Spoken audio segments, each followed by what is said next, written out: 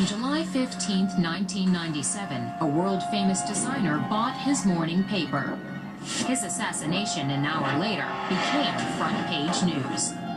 Number 11, the murder of Gianni Versace. The world of fashion is definitely a legend because he was so different. He created a style that you could not compare with any other designer. By the summer of 1997, Miami resident Gianni Versace was a bold and innovative presence in the fashion world.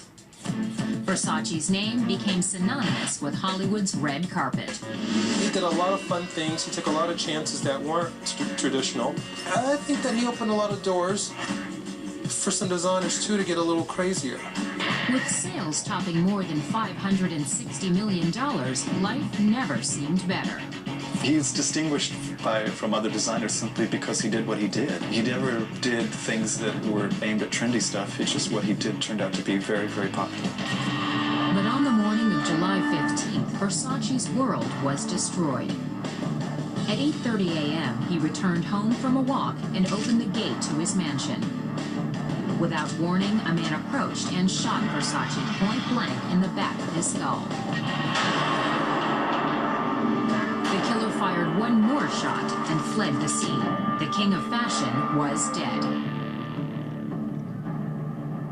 Friends inside the house raced out and discovered Versace's lifeless body lying in a pool of blood. I was actually notified right away because I was on my way to work when this call came out, so I heard it on the radio come out. I didn't know it was Versace at the time, but I heard the call, shots fired, and the person running from the scene, and I heard all of our troops responding. The news about Versace's murder spread quickly. I mean, when you finally understand what really happened, it's just very sad. It was horrible. And then I left for Europe the next day, so I saw it worldwide, the worldwide upset of this. Within a few days, police suspected Versace's death was linked to a bloody trail of other murder victims in Minneapolis and Chicago.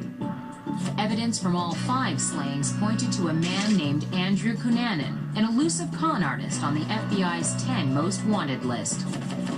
Andrew Cunanan, in addition to having probably some sociopathic tendencies, had a lot of rage. In the case of the serial killer, obviously, they become more empowered every time they do it. 8 days after Versace's murder, a tip led Miami police to a houseboat where Cunanan was hiding out.